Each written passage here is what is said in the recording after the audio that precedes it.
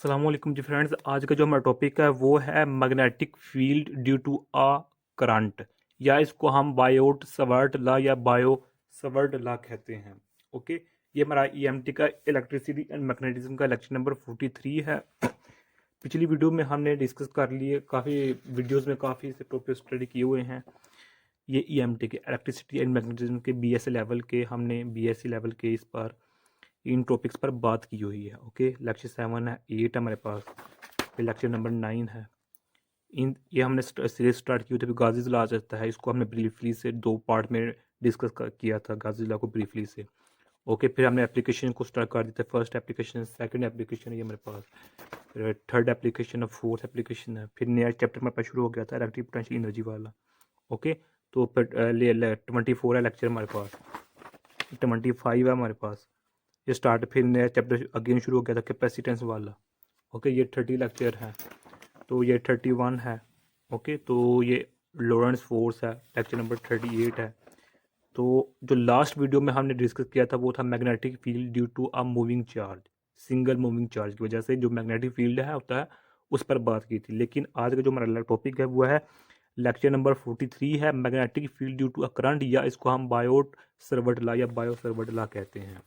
Okay, तो आइए start करते हैं टॉपिक को। बिस्मिल्लाहिर्रहमानिर्रहीम, सल्लल्लाहु अला मुहम्मद सल्लल्लाहु अलैहि व आलिहि वसल्लम। जो इसका पार्ट है, इसको समझने के लिए वो हमने पिछली वीडियो में भी थोड़ा बहुत उसको डिस्कस किया था, उसको हम अगेन डिस्कस करने की कोशिश करते हैं। ओके, तो देखें कि जो था ना मैग्नेटिक फील्ड और इलेक्ट्रिसिटी एंड मैग्नेटिज्म का कंसेप्ट, हमारे पास सबसे पहले ये हमारे पास 1820 में, 1820 में हमारे पास हांस क्रिश्चियन ओर्स्टेड, 1820 यानी कि 1820 में हमारे पास थे एक साइंसदान थे, उनका नाम था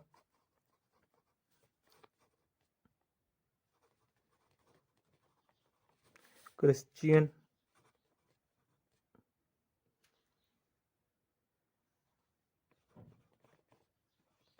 ये मर गया, एक साइंसदान का नाम था। इन्होंने 1820 में, 1820 में हैंस क्रिश्चियन टोर्स्टेन ने ये एक कंसेप्ट दिया था इलेक्ट्रिसिटी एंड मैग्नेटिज्म का।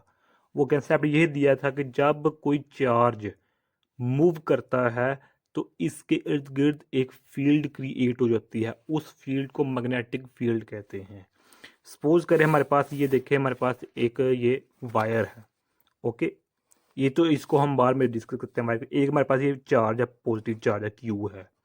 ओके, तो जब इसको हम मूव कराएंगे इस डायरेक्शन में या इस डायरेक्शन में या इस किसी भी डायरेक्शन में इसको मूव कराएंगे तो इसके गिर्द एक खुद ब खुद मैग्नेटिक फील्ड क्रिएट हो जाता है।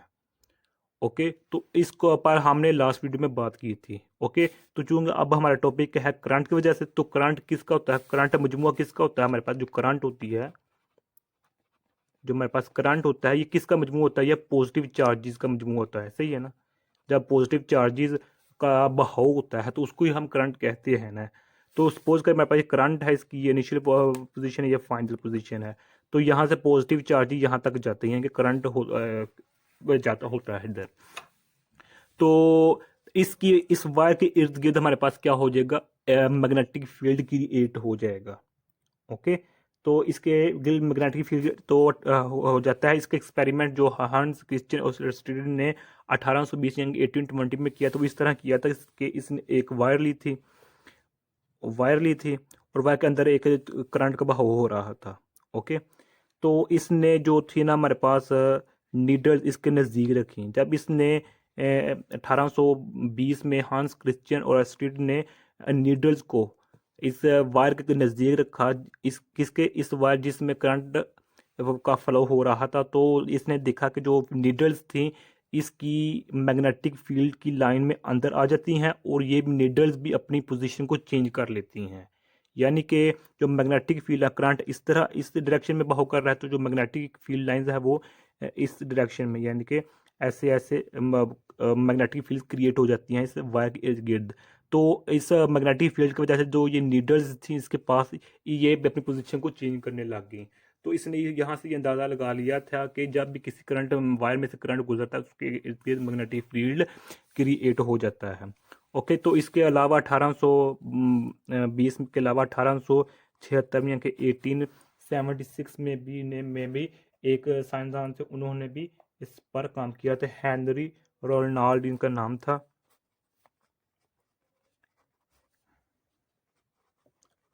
इन्होंने भी यही एक्सपेरिमेंट किया था कि जब भी कि इसने एक वायर ली थी और इसके गिर्द इसने एक डिस्क ली थी। ओके, डिस्क, तो डिस्क में पॉजिटिव चार्जेस थे।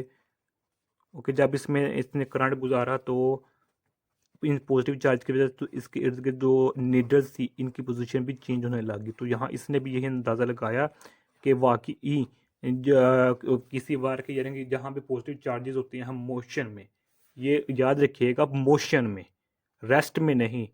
जब भी कोई पॉजिटिव चार्ज मोशन में होता है तो उसकी वजह से मैग्नेटिक फील्ड क्रिएट हो जाता है। तो 1820 में हेनरी क्रिश्चियन ओस्टेड ने और 1876 में हेनरी रोनाल्ड ने ये दोनों एक्सपेरिमेंट किए थे। तो जो मेन बात है इसमें वो ये है कि जो चार्ज होना चाहिए वो मूविंग होना चाहिए, मूव, यानी कि मोशन केस में होना चाहिए, मोशन हालत, वो मूव करता होना चाहिए। अगर चार्ज रेस्ट में है तो वो मैग्नेटिक फील्ड कभी भी क्रिएट नहीं कर सकता। जैसा कि हमने पिछली वीडियो में डिस्कस किया था, जो कोई इलेक्ट्रिक फील्ड होती है ये मूविंग चार्ज पर भी हो लग सकती है और रेस्ट चार्ज पर भी हो लग सकती है, लेकिन जो मैग्नेटिक फील्ड होती है वो हमेशा मूविंग चार्ज की वजह से ही क्रिएट होती है। ओके, तो अब ये अपने टॉपिक आते हैं। तो ये देखो हमारे पास एक वायर है, इसकी इनिशियल पोजीशन, इस फाइनल पोजीशन है हमारे पास। अल्हम्दुलिल्लाह। तो अब इस पॉइंट पी पर हम देखना चाह रहे हैं कि इस वायर की वजह से इस पॉइंट पी पर जो मैग्नेटिक फील्ड है वो क्या है। जो ये पॉइंट है ये वायर के नज़दीक रखा है हमने, दूर नहीं रखा हुआ, अगर इसका डिस्टेंस ज़्यादा नहीं है, इतना ज़्यादा नहीं है कि इस वायर का इस पॉइंट पी पर कोई असर ना पड़े। तो ये पॉइंट इस वायर के नज़दीक रखा हुआ है डिस्टेंस आर पर।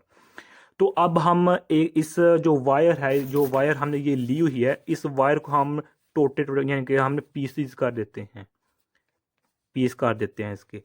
क्यों? क्योंकि जब एक पीस का इफेक्ट इस पर देखेंगे तो उस इफेक्ट को हम इंटीग्रेट कर देंगे तो हमारे पास कंप्लीट वायर का जो मैग्नेटिक फील्ड इफेक्ट होगा इस पॉइंट पर वो आ जाएगा। इसलिए हमने ये लेट कर ली, ये पार्ट है जिसको हम डी ऐसे डिनोट कर रहे हैं। इसका यहाँ से लेकर डिस्टेंस जो हमारे पास आर है। अब जो हमारे पास मैग्नेटिक फील्ड होगी इस पॉइंट पी पर वो किसके डायरेक्टली और किसके इनडायरेक्टली प्रोपोर्शनल होगी। देखें कि जो मेरे पास मैग्नेटिक फील्ड को हम बी से डिनोट करते हैं तो ये डायरेक्टली प्रोपोर्शन है डी एल के, यानी कि जितने हमारे पास लेंथ कम है या ज़्यादा है उसी के हिसाब से इस पर मैग्नेटिक फील्ड इफेक्ट, यानी कि जितना ज़्यादा लेंथ है तो उसी इतना ज़्यादा मैग्नेटिक फील्ड होगी इस पर। अगर लेंथ कम है तो उसी के हिसाब से मैग्नेटिक फील्ड इफेक्ट कम होगा इस पॉइंट पी पर। अब सेकंड है कि ये इन्वर्सली प्रोपोर्शन है आर के, कि जितना हमारे पास डिस्टेंस ज़्यादा होगा उतना कम इस पर मैग्नेटिक फील्ड इफेक्ट होगा, जितना हमारे पास डिस्टेंस कम होगा उतना ज़्यादा हमारे पास पॉइंट पे मैग्नेटिक फील्ड इफेक्ट होगा, यानी कि इन्वर्सली प्रोपोर्शनल है। ओके, तो थर्ड है कि ये इन्वर्सली डायरेक्टली प्रोपोर्शनल है एंगल के, कि ये इसके साथ एंगल कितना बन रहा है, इधर एंगल का अगर एंगल कम है तो मैग्नेटिक फील्ड इफेक्ट इस पर कम होगा, अगर एंगल ज़्यादा है तो मैग्नेटिक फील्ड कम, एंगल ज़्यादा है तो मैग्नेटिक फील्ड का इफेक्ट चेंज हो जाएगा। डन हो गया। अब लास्ट पे है जो ये डायरेक्टली प्रोपोर्शनल डी क्यू के, डी क्यू का हम जगह हम आई भी लिख सकते हैं, यानी कि इस पीस में इस पार्ट में कितना करंट गुजर रहा है, उसकी मैग्नीट्यूड कम है या ज़्यादा है, ये भी डायरेक्टली डिपेंड करती है पॉइंट पी के मैग्नेटिक इफेक्ट पर। जितना चार्ज मैग्नीट्यूड ज़्यादा होगी उतना ही मैग्नेटिक फील्ड ज़्यादा होगा, अगर मैग्नीट्यूड कम है इस पार्ट में करंट की तो इस तरह पर जो मैग्नेटिक फील्ड इफेक्ट वो भी कम होगा। अब इन चीज़ों को हम कंपोज करके ऐसे लिख सकते हैं, ये देखिए इन चीज़ों को हम आपस में इकट्ठा कर लिया तो यहाँ से डायरेक्टरी जो प्रोपोर्शनल है इसको ख़त्म किया तो हमने एक के लगा लिया, यानी कि के कांस्टेंट हमारे पास। ओके, तो अब इसको हम इसको इस फॉर्म में, यानी कि हम इस ये हमारे पास मैग्नीट्यूड फॉर्म है, इस मैग्नीट्यूड फॉर्म को हम वेक्टर फॉर्म में इस तरह लिखते हैं। और डन हो गया।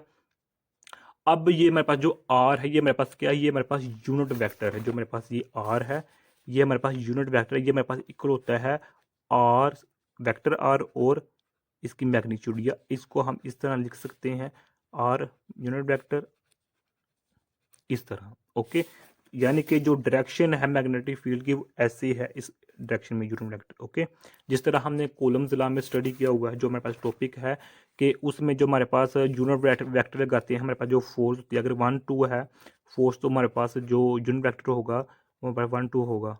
अगर हमारे पास फोर्स 2 1 है तो हमारे पास यूनिट वेक्टर भी 2 1 होगा। क्योंकि हमारे पास जो मैग्नेटिक फील्ड लाइन है वो इस पॉइंट पी पर इस डायरेक्शन में मूव कर रही है, तो हमारे पास जो यहाँ यूनिट वेक्टर होगा वो आई से होगा। ओके, तो अब हम जानते हैं कि यूनिट वेक्टर की जो वैल्यू है वो किसकी इक्वल होती है, इसकी इक्वल होती है। तो अब यूनिट वेक्टर जगह हमने ये पुट कर दिया, यहाँ पुट किया, तो हमारे पास जो आर स्क्वायर था अब ये आर क्यूब बन जाएगा। डन हो गया। अब इसी इक्वेशन को हम जो नेक्स्ट पेज पर इक्वेशन को अगेन लिख लेते हैं। ओके, यहाँ हम दोबारा लिखें। अब देखें कि ये इक्वेशन है, यहाँ जो हमारे पास के है, ये हमारे पास क्या है, परमीएबिलिटी ऑफ फ्री स्पेस है। ये परमिटिविटी नहीं है जो हम कॉलम्स लॉ में स्टडी करते हैं, बल्कि ये जो हमारे पास के है ये परमीएबिलिटी ऑफ फ्री स्पेस है, और जो ये इक्वल होता है यू नॉट ओवर 4 पाई की इक्वल होता है। ओके, ये हमारे पास के होता है। अब जो हमारे पास के है, इसका जो हमारे पास एस आई यूनिट है वो भी हमारे पास मौजूद होता है कि इसका जो एस आई यूनिट है के का वो क्या है। तो देखें कि जो हमारे पास के होता है कि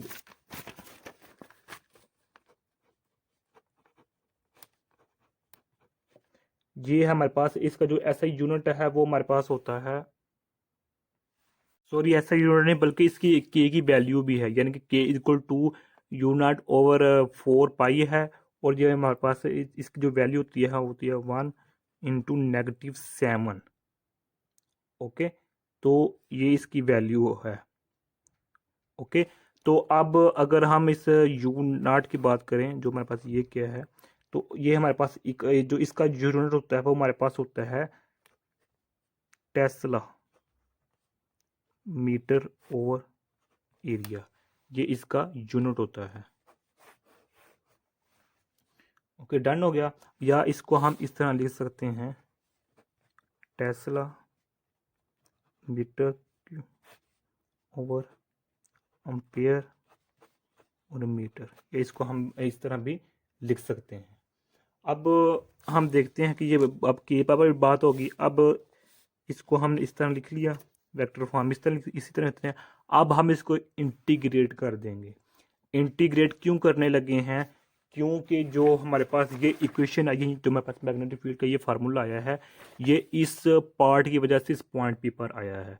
अब हम चूंकि वायर है, करंट है इसमें, तो इस कंप्लीट का देखना चाहे तो इसको हम इंटीग्रेट कर देंगे। तो दोनों साइड पर हम इंटीग्रेट कर दिया तो ये इससे कैंसिल हो जाएगा, तो हमारे पास बी रह जाएगा। तो इसको इंटीग्रेट करें तो हमारे पास ये लास्ट पे ये फार्मूला आ जाएगा। तो यही हमारे पास मैग्नेटिक फील्ड का फार्मूला होता है ड्यू टू अ करंट, या बायोट-सावर्ट लॉ का यही हमारे पास फार्मूला है। तो ये आज का हमारा इतना सा टॉपिक था। उम्मीद करता हूँ आप लोगों को इस वीडियो की समझ आ गई होगी। अगर फिर भी कुछ क्वेश्चन पूछना चाहते हैं तो कमेंट की सूरत में पूछ सकते हैं। और अगर आप लोगों ने अभी तक हमारा चैनल पाक एम एन अकेडमी सब्सक्राइब नहीं किया तो सब्सक्राइब कर दें। लक्ष्य कर जज़ाकल्लाहु खैर। अस्सलामु अलैकुम व रहमतुल्लाहि व बरकातुहू।